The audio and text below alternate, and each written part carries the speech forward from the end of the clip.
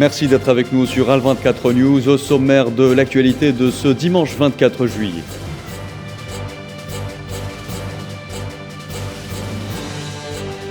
Le gazoduc Medgaz reliant l'Algérie à l'Espagne endommagé par un incident côté espagnol.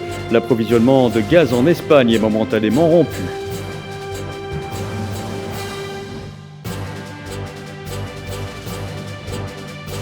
La participation de la Syrie au prochain sommet de la Ligue arabe à Alger, l'objet d'une visite du chef de la diplomatie algérienne à Damas.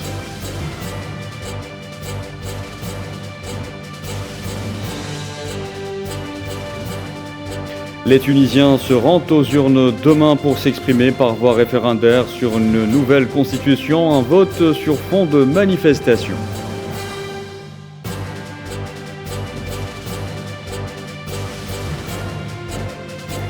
Pas question de réduire sa consommation de gaz de 15%. L'Italie refuse de se soumettre aux exigences de l'Union européenne dans un contexte de tension énergétique due au conflit russo-ukrainien.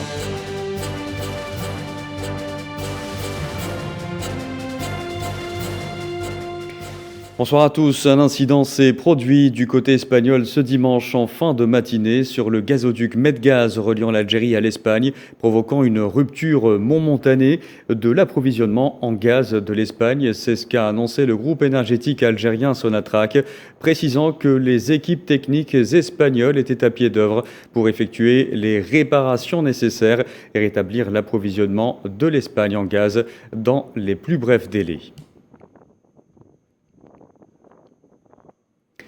Je vous le disais également en titre, le chef de la diplomatie algérienne en visite à Damas ce dimanche. Ramtan Lamamra est porteur d'un message au président Al-Assad, une missive du chef de l'État algérien devant réitérer l'invitation à son homologue syrien pour prendre part au sommet arabe d'Alger. Souad Ben Batouche. Alger ne s'en cache pas et le réitère à chaque occasion. Elle souhaite le retour de la Syrie au sein de la Ligue arabe et elle œuvre dans ce sens. Pour l'Algérie, en tant que membre fondateur de la Ligue arabe, la place naturelle de la Syrie est parmi les siens. On s'en souvient, Alger s'est réservé sur sa suspension et s'est opposé à la proposition de céder son siège à autre que l'État syrien. Le chef de la diplomatie algérienne, à la tête d'une importante délégation, est à Damas pour la première fois depuis mars 2011. Il y est en tant qu'envoyé spécial du président Abdelmajid Tebboune, avec pour mission joindre la parole à l'acte, inviter officiellement Bachar al-Assad à prendre part au sommet d'Alger des 1er et 2 novembre prochains. À Beyrouth, lors de la réunion consultative des ministres des Affaires étrangères arabes, Ramtan Lamamra a affirmé qu'Alger souhaite prendre le pouls, écouter les points de vue et tenter de parvenir à un consensus sur le dossier syrien. Après Beyrouth, Lamamra s'est envolé pour Bagdad. Toujours dans le cadre des préparatifs du sommet arabe d'Alger, les autorités algériennes veulent en faire un événement de réunification des pays arabes, alors que le monde ne cesse de s'enfoncer dans des dislocations, une mission certes difficile, mais loin d'être impossible. Coopération africaine, les pays membres du comité de liaison de la dorsale transsaharienne à fibre optique, dont la première session s'est tenue ce dimanche à Alger, se sont engagés à accélérer la réalisation de ce projet stratégique Alger-Abuja visant le développement de l'économie numérique régionale. Une session à laquelle ont pris part les pays membres du comité, en l'occurrence l'Algérie, le Tchad, la Mauritanie, le Niger, le Nigeria et le Mali.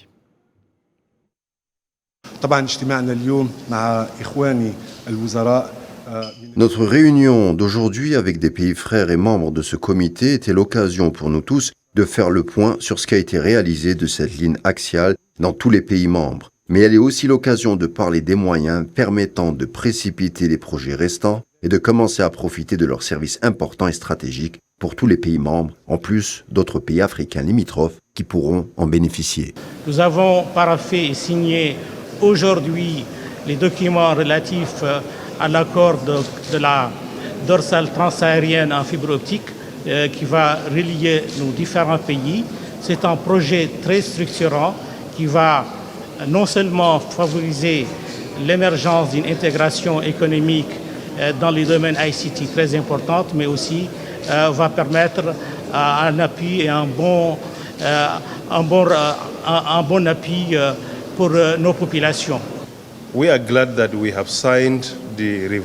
Nous sommes heureux d'être ici pour accélérer la réalisation de la dorsale transsaharienne à fibre optique, le plus long du continent africain et qui traversera le Sahara et reliera 6 pays, à savoir l'Algérie, le Tchad, le Niger, le Mali, la Mauritanie et le Nigeria. Un projet qui contribuera au développement des économies locales. Il s'agit là de la clé du développement économique et le Nigeria apporte tout son soutien à la réalisation de ce projet stratégique. Dans l'actualité également, 2 Palestiniens ont été tués et 6 blessés la nuit dernière lors d'une opération de l'armée du régime sioniste à Naplouse, dans le nord de la Cisjordanie occupée selon le ministère palestinien de la Santé. Les balles de l'armée sioniste sont venues à bout de 2 jeunes hommes âgés de 25 et 28 ans. La présidence palestinienne a condamné l'assassinat, tenant le gouvernement d'occupation pleinement responsable de ce nouveau crime. Les crimes quotidiens s'ajoutent aux privations des Palestiniens et de la spoliation de leurs biens qui ne se limitent pas qu'à la terre. Cela concerne également l'économie, l'occupant sioniste les empêchant de s'émanciper économiquement en exploitant leurs propres ressources naturelles, hydrocarbures y compris, notamment dans l'enclave de Gaza, à l'image du gisement offshore Gaza Marine, découvert depuis 21 ans et situé au niveau des eaux territoriales gazaouis. Il recèle quelques 300 milliards de mètres cubes de gaz. Dans le sillage de la dernière visite officielle du chef d'état-major des forces d'occupation sionistes au Royaume du Maroc, 2 ministres israéliens sont attendus aujourd'hui et demain au Maroc.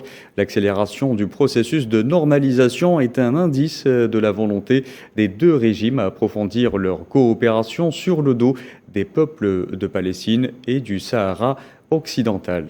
Sofiane Baroudi. 2 ministres sionistes sont attendus au Maroc, dans la foulée de la dernière visite officielle conduite par le chef d'état-major de l'armée d'occupation sioniste. Le ministre de la coopération régionale, Issaoui Fredj, effectuera une visite officielle de 4 jours au Royaume, rapporte le petit journal marocain. L'un des objectifs qui va accompagner ce pas de plus vers la normalisation est d'accélérer la coopération principalement sur le volet médiatique. Pour rappel, la chaîne I24 a inauguré récemment son antenne marocaine et aspire à tisser un partenariat avec des médias étatiques. Le vice-premier ministre et ministre de la Justice de l'entité sioniste débutera pour sa part sa visite au Royaume demain, avec pour perspective la signature d'un accord de partenariat. La multiplication des visites de hauts responsables sionistes au Maroc annonce clairement la tendance d'une volonté de tisser une alliance coloniale aux allures belliqueuses, mettant la région sur des charbons ardents. La monarchie marocaine a été le premier État arabe à sceller des accords sécuritaires avec l'État hébreu, à l'occasion de la visite du ministre de la guerre sioniste l'année dernière au Maroc. La participation de militaires sionistes à l'exercice African Lion 2022, ainsi que la dernière visite de Aviv Kochavi, avec pour objectif l'intensification de la coopération militaire entre les 2 parties et l'installation de bases sionistes dans la région, est clairement un facteur favorisant la montée des tensions. Des allures d'alliance coloniale scellées sur le dos des peuples de Palestine et du Sahara occidental marquent donc la séquence en cours. Cependant, cette perspective risque de se heurter à un profond refus populaire. Pour rappel, la monarchie marocaine vit actuellement une situation de crise multidimensionnelle. Et Rabat continue d'obstruer les efforts de l'envoyé spécial des Nations Unies pour le Sahara occidental, aspirant à imposer le fait accompli de son occupation illégale par une politique de répression et de violation récurrente des droits humains. Et concernant le processus de décolonisation du Sahara occidental, l'envoyé personnel du secrétaire général de l'ONU pour le Sahara occidental, Staffan de Mistura, a annulé son déplacement dans les villes sahraouies occupées car les autorités marocaines ont voulu lui imposer des interlocuteurs fantoches. C'est ce qu'a indiqué ce dimanche l'envoyé spécial algérien chargé de la question du Sahara occidental et des pays du Maghreb, Amar Blani, qualifiant la décision du diplomate italo-suédois d'honorable. Le Maroc qui établit une nouvelle zone militaire au nord, il s'agit de la 3e et qui aura son état-major près de la ville d'El Hoceima, connue pour être le berceau du mouvement de contestation populaire qui secoue la région du Rif. L'annonce officielle est attendue à la fin du mois d'août prochain. Direction le Mali où un groupe terroriste affilié à Al-Qaïda au Sahel a revendiqué l'attentat suicide du 22 juillet contre le camp de la ville garnison de Kati. Le secrétaire général adjoint de l'ONU est attendu à Bamako. Tinhinan Makassi. C'est par un communiqué dénué de tout respect de la vie humaine, allant jusqu'à ériger en héros les auteurs de l'opération suicide du 22 juillet dernier, que la Katiba Massina a revendiqué l'attentat perpétré contre la ville garnison de Kati, située à près de 15 km de Bamako. Les attaques terroristes, et en particulier de ce groupe, se sont multipliées depuis des mois. L'armée malienne les accuse notamment d'être les auteurs d'un massacre qui a coûté la vie à plus de 130 personnes en juin dernier au centre du pays. Les abcès sécuritaires du Mali semblent s'exacerber ces derniers temps, alors que le pays mène à bien une transition délicate. D'ailleurs, lors de sa dernière visite de 3 jours à Bamako la semaine dernière, le médiateur de la communauté économique des États de l'Afrique de l'Ouest, Goodluck Jonathan, a exprimé sa satisfaction du processus de transition en cours et a encouragé notamment le chef de l'État à continuer sur cette voie devant conduire à l'organisation des élections. Pour rappel, depuis quelques mois, les forces armées maliennes conduisent Maliko, une opération spéciale de lutte contre le terrorisme au nord et au centre du pays. Cela dit, les questions sécuritaires au Mali seront justement au cœur de toutes les discussions, puisqu'est attendu dès ce dimanche, dans la capitale pour une visite de 5 jours, le secrétaire général adjoint de l'ONU pour les opérations de paix, Jean-Pierre Lacroix. Il sera question notamment d'évaluer la prolongation du mandat de la mission onusienne avec les autorités de la transition. Et à noter que l'Algérie a exprimé sa profonde préoccupation face aux attentats qui ont eu lieu au Mali, réitérant la nécessité d'accroître la mobilisation de l'ensemble de la communauté internationale pour prévenir et éliminer le terrorisme. Je vous en parlais en titre en Tunisie, dernière ligne droite avant le rendez-vous référendaire. Les Tunisiens doivent adopter ou pas leur nouvelle constitution après celle de 2014, un rendez-vous cependant ponctué par des manifestations. Leïla Gertal. Plus que quelques heures séparent les Tunisiens des bureaux de vote. Les Tunisiens sont appelés à se prononcer sur la nouvelle constitution devant remplacer celle de 2014. Seulement, le rendez-vous référendaire ne fait pas l'unanimité et au fil des jours, la contestation a grandi contre le projet de constitution de Kais Saïed. Le référendum est rejeté par un bon nombre de Tunisiens qui critiquent les pouvoirs accordés au président alors que d'autres approuvent la politique de Kais Saïed et estiment que cette contestation vient surtout de ces couches qui se sont habituées à un certain privilège politico-financier, refusant de perdre ainsi leurs acquis. La corruption qui gangrène le pays, le clientélisme politique et économique ont été les raisons essentielles qui ont poussé le président à trancher pour mettre fin à l'abus de certains partis et clans politiques. Certains observateurs, cependant, expliquent également ces manifestations par le fait que beaucoup de clauses de la Constitution sont restées méconnues des Tunisiens, ce qui explique quelque part la peur d'un dérapage autocratique. Alors que d'autres parlent d'une classe sociale inféodée à l'étranger et seraient ainsi manipulés pour faire capoter le rendez-vous référendaire. Toujours est-il, la Tunisie et les Tunisiens ont rendez-vous demain avec l'histoire de leur pays, celle qu'il va falloir écrire, et c'est à eux de décider s'ils veulent en découdre avec la plèbe corrompue ou revivre le même schéma d'avant le 25 juillet 2021, pourtant tant décrié. Et les Tunisiens résidant à l'étranger votent depuis le 23 juillet. Selon les chiffres de l'instance supérieure indépendante pour les élections, le taux de participation au référendum à l'étranger jusqu'à hier 19h est plutôt faible. Or, selon Farouk Bouaskar, le président de l'instance supérieure indépendante pour les élections, les Tunisiens ont plutôt l'habitude d'affluer vers les bureaux de vote le dernier jour.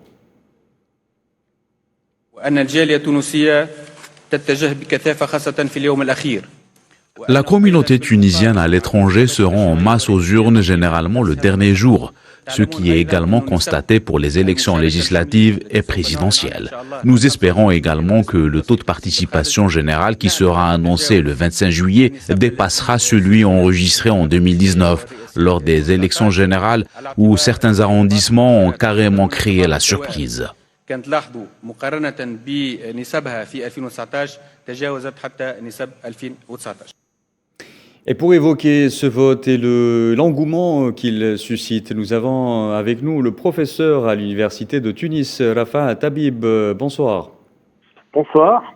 Rafa Tabib, avant même que le vote commence, la contestation a gagné la rue. Pourquoi selon vous ?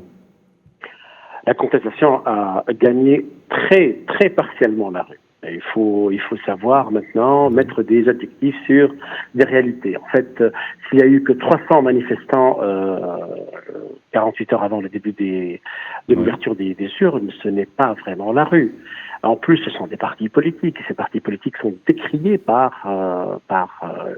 l'homme de la rue maintenant en Tunisie qui voudrait mettre fin à cette décennie dans laquelle nous avons vécu les pires moments du népotisme dans ce pays. Et en plus, avec la crise la crise économique qui est en train maintenant de mettre le pays vraiment à genoux, les gens portent cette constitution parce que pour elles c'est une promesse d'un meilleur avenir pour un pays qui n'en peut plus après une décennie qui a été vraiment très dure pour le pays. Et doit-on s'inquiéter, selon vous, Rafa Tabib, pour le rendez-vous de demain ? À quel dans ce contexte de manifestation ? Mais non, c'est des manifestations extrêmement de faible ampleur qui se sont passées dans une seule rue de Tunis et qui ont rassemblé quelques dizaines, sinon quelques centaines de militants de partis politiques. Et est-ce que ça a le même impact et la même importance que le soulèvement populaire très large qu'il y a eu il y a une année, le 25 juillet 2021, non, en tant qu'observateur, mais aussi en tant qu'acteur, je vous dis que les choses sont vraiment ailleurs, sachant pertinemment qu'hier, on a vu un manifestant portant une pancarte et juste devant lui, il y a eu 34 photographes pour le prendre. Donc il y a manipulation médiatique selon manipulation médiatique de la question. Et nous savons que le président Kais Saïed a d'énormes problèmes avec la presse tunisienne, laquelle est financée dans une très large partie par les associations et les ONG étrangères. Très bien. Rafa Tabib, quel est le véritable enjeu de ce référendum, à votre avis ? C'est un enjeu, de souveraineté pour le pays. La Tunisie a toujours été considérée par les pays étrangers, surtout par l'Europe, les États-Unis et même certains pays du Golfe, comme un laboratoire pour essayer de changer un peu la donne géopolitique dans la région, vis-à-vis de la Libye, de l'Algérie et même du Sahara Sahel. Les Tunisiens maintenant disent stop, on n'en veut plus. On ne veut plus maintenant des constitutions qui sont faites à la manière des Américains, comme on est en train de voir en Irak, avec 3 têtes au pouvoir, etc. Maintenant, les gens ne veulent plus de ça. Ils veulent le retour de l'État, d'un État social, d'un État qui prend en considération le fait que ce pays a toujours été un pays très centralisé, qui ne peut fonctionner que de cette manière-là, et surtout pour éliminer dans le jeu politique la manière avec laquelle les partis ont su à un certain moment tout prendre en main et faire de sorte que le citoyen qui n'est pas affilié à un parti politique n'ait aucun voix au chapitre. Dernière question, Rafa Tabib, on l'a vu dans ce journal, les Tunisiens résidant à l'étranger manifestent un faible ou timide engouement jusque-là pour ce référendum. Pourquoi ? Parce que d'abord, c'est les premiers jours. D'ailleurs, c'est les mêmes chiffres que pendant les dernières élections législatives. Mais il y a une donnée fondamentale qu'il ne faut jamais oublier, c'est que les Tunisiens à l'étranger, ils n'y sont plus maintenant, ils sont en vacances en Tunisie. Une grande partie d'entre eux sont en Tunisie, alors que les dernières élections législatives sont passées pratiquement en hiver, lorsque les Tunisiens résidant à l'étranger étaient dans leur pays d'accueil. Donc, ce n'est pas une donnée importante. La donnée importante, on va la voir demain, malgré cette canicule qui est en train de peser sur le pays. Ouais. Mais on va essayer de voir si vraiment les Tunisiens vont essayer de transformer l'essai, si on peut dire, du 25 juillet 2021 et passer à une nouvelle constitution et surtout passer à une nouvelle configuration politique dans laquelle nous aurons un personnel politique, des partis nouveaux, des visages nouveaux et des alternatives qui puissent répondre aux véritables enjeux économiques et sociaux du pays. Rafat Habib, je vous remercie d'avoir répondu à nos questions. Je rappelle que vous êtes professeur à l'université de Tunis. Dans l'actualité également en Libye, les affrontements entre deux milices dans la nuit de jeudi à vendredi dans la capitale libyenne Tripoli ont fait 16 morts et une cinquantaine de blessés. Selon un nouveau bilan, les combats ont opposé deux groupes armés influents, la force Al-Rada et la brigade des révolutionnaires de Tripoli, tous deux rattachés au pouvoir exécutif. Le chef de la diplomatie russe en visite en Égypte a tenu ce dimanche à rassurer ses partenaires égyptiens après l'accord sur des couloirs sécurisés pour les exportations de grains d'Ukraine et de Russie qui doit éloigner plutôt les risques d'insécurité alimentaire en Afrique, notamment. Sergei Lavrov s'exprimait lors d'une conférence de presse après des pourparlers avec son homologue égyptien Sameh Choukri. Nous avons confirmé l'engagement des exportateurs russes de produits céréaliers à respecter toutes leurs obligations. Le président Vladimir Poutine a également souligné cela lors d'une récente discussion téléphonique avec le président égyptien Abdel Fattah el-Sisi. Nous ne demandons pas la levée de sanctions. C'est un problème qui requiert une attention à part. Nous allons seulement développer maintenant notre économie en nous appuyant sur des partenaires fiables et pas sur ceux qui ont prouvé une nouvelle fois leur total manque de fiabilité. Et dans le conflit en Ukraine, justement, le Premier ministre hongrois Viktor Orban a exhorté Moscou et Washington à des pourparlers dans l'objectif de mettre fin au conflit russo-ukrainien, estimant que la politique des sanctions à l'égard du Kremlin était inefficace sur le terrain. La défense russe a annoncé avoir détruit un navire militaire ukrainien dans le port d'Odessa. Le point avec Amin Touta. Une fois de plus, Budapest tacle Bruxelles sur le terrain du conflit en Ukraine. Le Premier ministre hongrois, Viktor Orban, estime que l'Union européenne doit changer de stratégie après le camouflet des sanctions occidentales contre la Russie. Le chef d'État hongrois a demandé la tenue de négociations entre Washington et Moscou et donné la priorité aux pourparlers et aux propositions de paix. Position exprimée par Viktor Orban en marge de son déplacement en Roumanie samedi. Sur le terrain des opérations militaires, la défense russe ainsi que le ministère des Affaires étrangères ont indiqué que les frappes ayant ciblé le port d'Odessa avaient visé des positions militaires ukrainiennes, précisément avec des missiles à longue portée de haute précision en mer et la destruction d'un navire de guerre ukrainien. Une affirmation russe qui survient au lendemain de la déclaration du président ukrainien Volodymyr Zelensky accusant Moscou de ne pas respecter ses engagements sur l'accord des exportations céréalières. Cela ne prouve qu'une seule chose. Peu importe ce que la Russie dit et promet, elle trouvera des moyens de ne pas l'appliquer. Elle utilisera la géopolitique, les armes. Les choses peuvent ou non devenir sanglantes, mais il y a plusieurs options. C'est la façon dont elle se comporte toujours. En dépit de la poursuite du conflit qui achève son 5e mois, les deux parties ont scellé il y a quelques jours un important accord en vertu duquel les exportations des céréales seront débloquées à partir de la mer Noire côté ukrainien et sous coordination turque. Une entente synonyme de soulagement pour la communauté internationale craignant une crise alimentaire mondiale. Italie, Union européenne, il y a de l'eau dans le gaz. En effet, le pays refuse de réduire sa consommation de gaz de 15%, loin de faire cavalier seul, puisque le Portugal, l'Espagne et la Grèce font de même, estimant que les efforts consentis depuis les opérations russes en Ukraine risquaient de rajouter de la tension sur un front social qui s'annonce déjà bien fragile avant l'entame de l'année. Karim Bouaziz. Comme un vent de révolte qui soufflerait sur l'Union européenne. Après l'annonce de réduction de la consommation d'énergie, notamment de gaz à 15%, Certains pays ont fait la moue pour afficher ensuite ouvertement leur désaccord, à l'instar des pays du sud du continent. Les réfractaires comme l'Espagne, le Portugal et la Grèce viennent d'être rejoints par l'Italie. La raison en somme est simple. L'Espagne, par exemple, dès l'annonce de l'UE de la mesure générale et obligatoire émanant de Bruxelles, n'a pas tardé à annoncer que les conséquences économiques pourraient être trop importantes. Au pays frontalier qu'est le Portugal, le ministre de l'Environnement Duarte Cordeiro a jugé de son côté que cette décision allait à l'encontre des intérêts de son pays. Pour revenir à l'Italie, le refus d'obtempérer aux demandes bruxelloises obéit à une conjoncture de crise politique plutôt grave. La démission de Mario Draghi a conduit à une dissoute du Parlement par le président italien Sergio Mattarella et la programmation prochaine d'élections anticipées. Imposer donc davantage aux Italiens de soutenir les efforts de l'UE contre la Russie en diminuant leur consommation de gaz n'aurait pas plus mal tombé. Pas pour tout le monde.